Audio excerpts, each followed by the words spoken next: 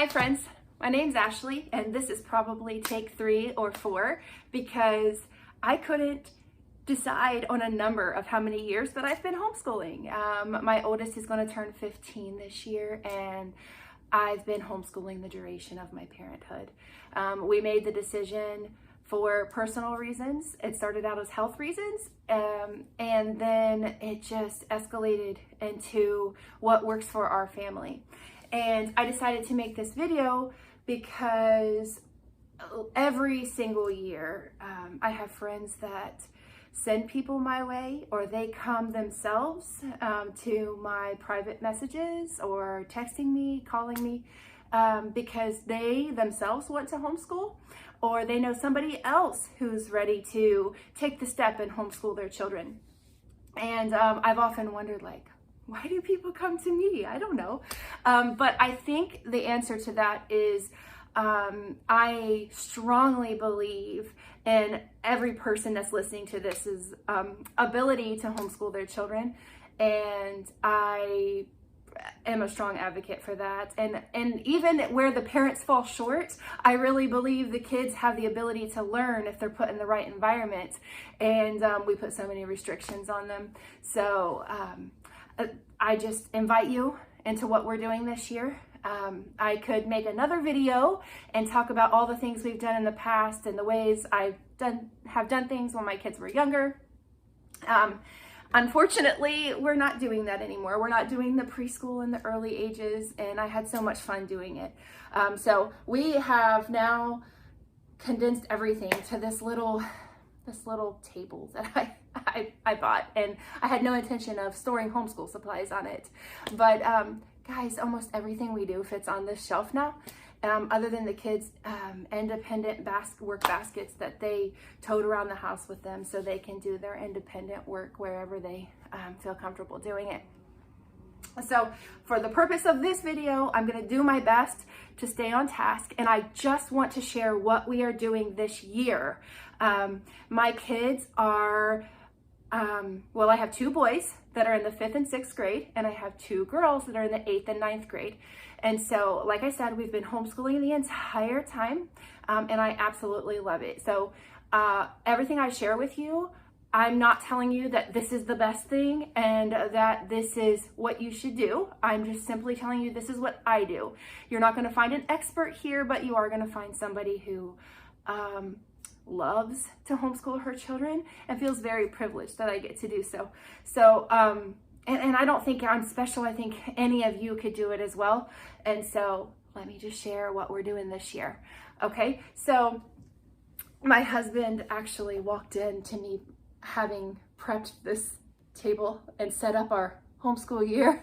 And I was crying because this bottom shelf here, I organized all of our group lessons into their categories. So each kid has a shelf of their group lesson workbooks. And you know, guys, I realized my oldest is in 9th grade now. And I'm only gonna get to do this maybe if you've homeschooled before, you understand the joy of getting everything set up and pretty at the start of the year. There's not a chance it's going to stay that way all year. In fact, we are 2 weeks in and I had to gather up these books because the kids have snatched them off and put them into their independent work baskets because they decided mom's idea wasn't going to work for them. But you know what? For the purpose of this video and my joy, I have put it back on the shelf. But anyway, I had it all set up and I was crying because I realized I'm only gonna get to do that for all 4 kids 3 more times after this year. And so it's such a privilege, and I hope that you get to experience it too. So anyway, what we're doing this year. So all 4 of my kids do the Good and the Beautiful for language arts.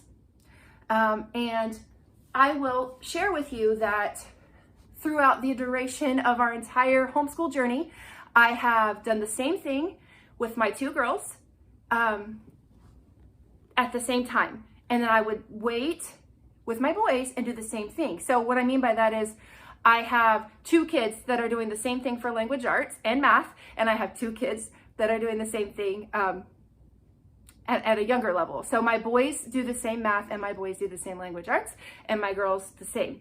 Now that changed this year because this is the first year that my girls are doing something different. I went ahead and just got my 8th grader 8th grade work and my 9th grader her high school year 1 stuff. So this is the first year they're doing something different.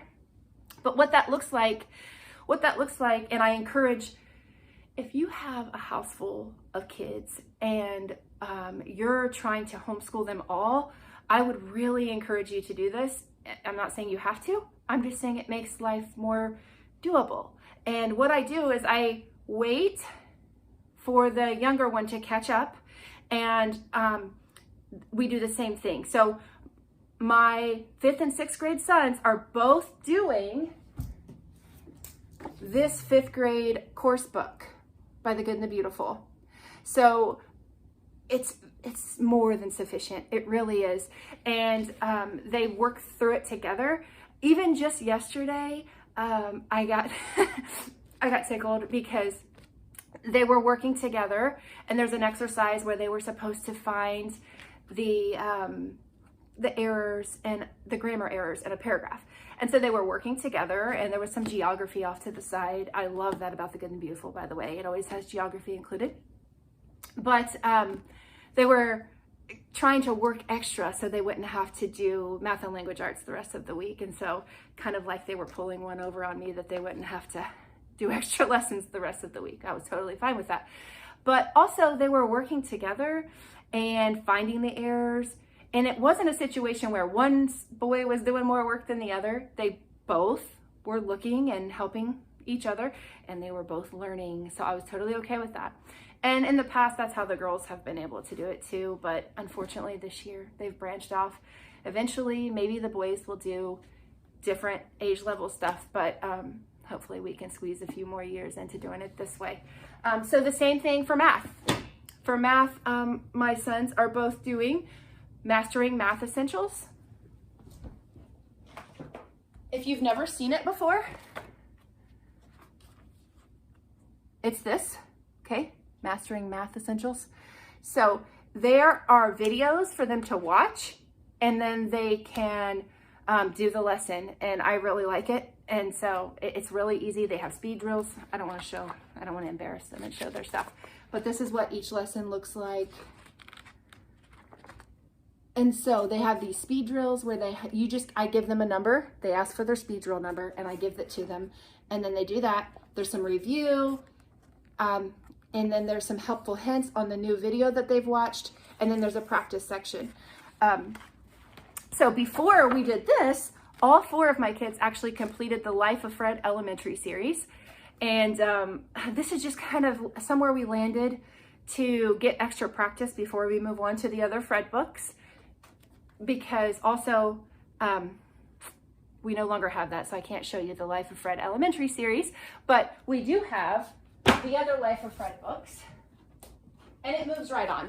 I'm not going to show you the entire stack because they're big books, but Life of Fred goes all the way up to like college level. So I don't know if you've ever heard of Fred before, but he's a little fictional character that's a math professor at Kittens University, and it seems really silly, but it works, and it's enjoyable. And kids that don't like to do math might not feel so much like they're doing strenuous math because, well, let me see if I can show you a section of what it looks like.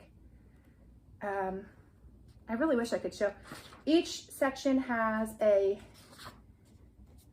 your turn to play at the end. It's not in there. I'm not going to waste time on the video for that, but in the early years, I said I was going to stay on topic. I'm sorry. But in the early years, all I did for the kindergarten, 1st grade, we worked through Teach Your Child to Read in 100 Easy Lessons. All 4 of my kids did it. It's very boring, but the proof is in the pudding because all 4 of my kids have always read above grade level. And we did Life of Fred. And I use it as a standalone curriculum because it has math. Obviously, it's a math curriculum, but it also has science involved, so you can expand on anything you want and pull from that. So that's what I did in the early years because it really felt sufficient to me. And again, we did a lot of play-based learning, playing outside, nature studies, and things of that nature. So math, language arts, they do it that way. But we also have group lessons. So for our group lessons, we do that in the afternoon now, because I didn't share this part, but my oldest now does half day at a different program out of the home. So we only get to do our lessons together in the afternoon as a family. So independent work entails the math, the language arts in the mornings. And then after lunch, we get started on our group lessons. For our group lessons, and I mean all 4 kids. So all age levels do these things. And I think, I could really expand on this, but I'm trying to focus on just telling you what we're using this year. Okay. I am sorry if I'm like rambling at 100 miles an hour. I get really excited talking about homeschool stuff. I genuinely love homeschooling my kids. So many times people say to me, I could never do it. I don't have the patience for it, and such things. And like, sister, I don't have the patience either. I don't have the patience. I always say to people that like homeschooling is my favorite part, but I could do without being a referee, you know, because my kids still bicker. They're together a lot more than kids who part ways and go to school. So, I mean, they're together all the time. So it's a lot of opportunity to bicker, but it's also a lot of opportunity to learn together and to grow together and to help each other. So it's special. Anyway, group lessons. So for group lessons, for history, we do Knotgrass history. Charlene Knotgrass, and we're doing this book. I think it is geared towards junior high. And now here's what I'm going to say about this. Okay. This is book 2. We did book 1 last year. It is set up to do both books in a year. And each one of these thick books has 75 lessons. Okay. 75 lessons, I feel like, is a very sufficient amount. And this is such a good curriculum that I feel I have zero guilt that we are making 1 year's worth last us 2 years. Because guys, this started from before Americans were here, you know, the discovery of America. And this book goes all the way to our current president. It's that up to date. So I have no qualms that my 5th grader, my 6th grader, my 8th grader, and my 9th grader are all doing the same work. I love this curriculum. Now, when I was in school, I didn't like doing history, but I love doing it with my kids. I love it so much. So we read the chapter. There's often there's literature that goes with it. So there's literature book packs. We do read alouds with that. There's this extra book that has artifacts in it that you can read. That'll have, that's where we are. So it has, like, they learned about Ellis Island today. Has a wedding at the White House. So it has this, like, photographs and paintings, actual news articles that were written in that time. So we're able to read actual documents, you know, obviously copies of the actual documents. That's what this book has in it. And then it has Bible. If you didn't get the memo that I am a Jesus lover, so I love having Christian curriculum in my home. So our country was founded by Christians. So this is what the end of a lesson will look like. So today, I'll just show you what today looked like. I got emotional today, guys. I got emotional because we were talking about Ellis Island, and I was reading the scripture of the day. So it's really hard not to get emotional.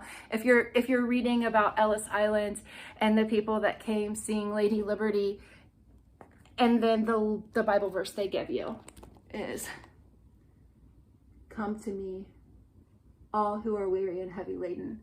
I hope it's not going in reverse for you, because it looks like it is on my side. But anyway, so this is what happens. You read your chapter, and you have your We the People, the book I showed you. You have a map study. Each kid has their own map book. I'll show you in a minute. They have a timeline, and they have their student workbooks. They have a page to do out of that. Thinking biblically, they look up a scripture, and often they're prompted to write in their notebook something that pertains to it. They have a creative writing exercise, and they have directive to read from their literature that accompanies it. Okay, so this can be used as both. Okay, so for science, we do, so last year we went through a 6th grade level Becca book together, and it was like a hand-me-down book that I got. So I would read the chapter with them. I had copies of the worksheets, and we went through that, and we would watch YouTube videos, and we did it together as a group. And so, I mean, that was perfectly fine for me. And so went through that. Well, so this year we've kind of backtracked back to using the good and the beautiful for science. We've done it in the past, and it's okay. It's okay. And I still feel the same way. It's good and I like it. But there's a lot, I'm going to be honest with you. There's a lot of little pages to cut out, a lot of little things. Now, this is the teacher book, but the kids have theirs as well. So there's a lot of chapters where you're supposed to cut out little squares of things and put the play games and such. So there's room for you to do what you want, but I'm here to give you permission that you don't have to do all that if you don't want to, and you are still providing them a good education. Okay, so if I think that they're gonna benefit from it and they're gonna enjoy it, we do it. But if I think that they're gonna be sitting there like cutting it out and it's wasting our time, that we could be doing something else, we're not gonna do that. So like yesterday, they did cut out their little nutrition cards for their health book, but today we didn't do that. Okay, so anyway, we're gonna do 4 units this year. So we have health and the physical body, and they each have their own workbook. And the way it's set up is you can get different workbooks for their age level, but you're all doing the same chapter. So it kind of tailors to your family's needs. And so we're also going to do health and the human mind. They're 14 lessons each, I believe. We're going to do a geology book pack. You'll see that their ages grades 3 through 8, and I also have a 9th grader. It's more than fine. And also I have one that is energy in motion. That is not one of these books that's like pieced together, but I actually had it a few years ago and we never did it because we moved on and did something else. But I decided this year we're gonna do it. Okay, we're gonna do it. So the last thing I want to talk about, and the last thing that we do, and we have done for several years, are these thinking tree journals.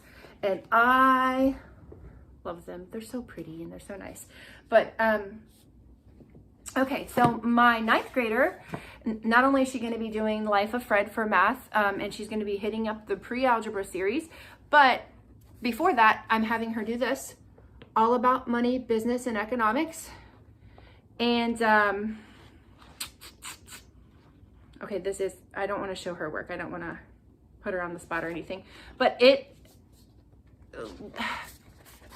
I'm just going to show you a page of what type of things are in here. So this is what the journal looks like.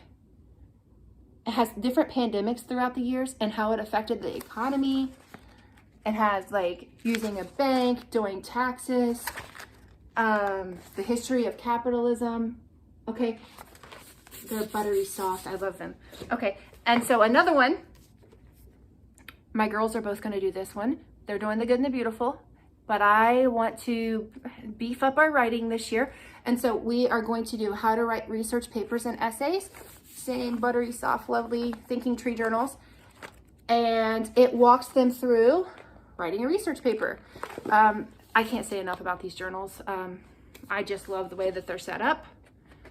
So, okay, we have these journals. All 4 kids have these for during Bible time. I didn't talk about that, but we are doing Bible now as a family in the evening. So this year we are going through John and the book of Acts. Last year we went through the other 3 Gospels. The year before that, the kids, I was doing Bible school. So I took my kids with me through the entire Old Testament.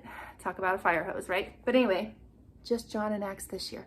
But also we have this Psalm and Proverb journal that has, it just has, okay, I don't want to put them on the spot. There's some stuff. It's from last year, but there's some more stuff in it. And it just has like, they can color in the words and as we're doing Bible and things, okay? Can you see that? There's like bubble words they can color in. Really pretty. Okay. My now 9th grader is going to be working through Spanish, okay? So same thing, same kind of journal, but it's learn any foreign language. And this is what it looks like, okay? So different ways they can research the new language that they're going through. So we're gonna do this non-traditional, okay? As far as homeschoolers learning a foreign language goes, I do not speak fluent Spanish. I took 3 years of Spanish in high school, and I could tell you very minimal, probably like a toddler that speaks Spanish. But how I wanna do it is, we have a Spanish book here that we're gonna go through. I hesitate to even show it because we got it, a local Christian school they were off-stocking a lot of their books and we got a massive amount of them. So anyway, we have that and I'm gonna have her go through that plus resources at the library, but it's very student-led, these journals are. Instead of doing just 2 years of Spanish, I'm gonna have her spend her 9th and 10th grade year going through Spanish 1 because I mean, that's a lot, you know, she's doing a lot this year. She's taking a program that's out of the home every morning of the week, and then she's coming home and doing her stuff. So instead of deciding, okay, we're gonna do 2 years of a foreign language, I'm gonna have her stretch out her year 1 of Spanish and do it through 9th and 10th grade. And then her year 2 of Spanish, I'm gonna have her do that 11th and 12th grade. Guys, the really cool thing about homeschool is we can tailor it to our needs and what fits our family. So, okay, last but not least. Okay, I saw these journals, Praying for the World. It's a fun schooling guide to social studies, geography, and Christian missions. Okay, so it just so happened that I am teaching at our co-op, our homeschool co-op that we go to on Mondays. And I already had this journal. And so I will be working through some of these countries with my co-op class, but I'll be doing it at home with my kids as well, who are not taking my class. They're taking other classes. But anyway, Praying for the World. So they find the country, they color a page about the country. Okay, they color the flag for the country. Okay, so they look up some geography facts about the country. Okay, what percentage of the population does each religion present in the country? Okay, what I really love, guys, is not only are they learning about the country, the culture, the climate, but they're learning about how to pray for the people that live in that region. Like, what are their main needs? Like, the people that live there. And so instead of just learning from a book about these people that they can't relate to in any way, we're gonna get to go through and write down some prayers and pray together as a family for these countries that we study. And so, I'll show you real quick the index, okay? But this is the table of contents real quick, okay?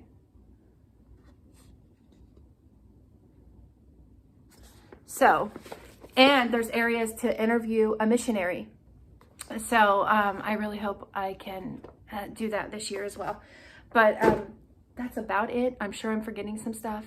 The one thing that I did with my kids every year that I might be putting on the chopping block this year is our group book studies. And I can't say enough about how much I've loved doing that with my kids. So I cried this year when I realized that I might have to let that go this year. But with my oldest being gone half the day, something has to give, you know, and that's probably going to be it. But if you have a range of age of kids. So I hope Seeing a regular mom talk about her homeschool plans for the year is a little encouraging to you. Um, Again, I'm not an expert. I've been doing it for several years now. Um, but I I get so many questions every year over what we do, and I've actually thought about doing these videos for several years. I just never had the courage to do it because putting yourself out there is scary because the internet is mean. Okay, but I look back at old videos and things, and I think I wish I did document, just for the sake of us being able to look back at it. So I think that's what I'm about to do on this channel. So if you want to come and check out what we're doing on our homestead, be it homeschooling or homestead projects, there's going to be a lot shared here, hopefully this year. At least that's the goal, this school year, rather. So you can like and subscribe to see if I get any new content up. I'm no professional content creator, as you can tell, but I am open to inviting you guys in on our journey and sharing that with you guys. So I pray you have a great school year and that you feel like you are able to homeschool your own children. You are their mother or father, and you love them more than anyone else. And so other than the Lord. So I just hope you feel encouraged and capable today. Okay. Goodbye.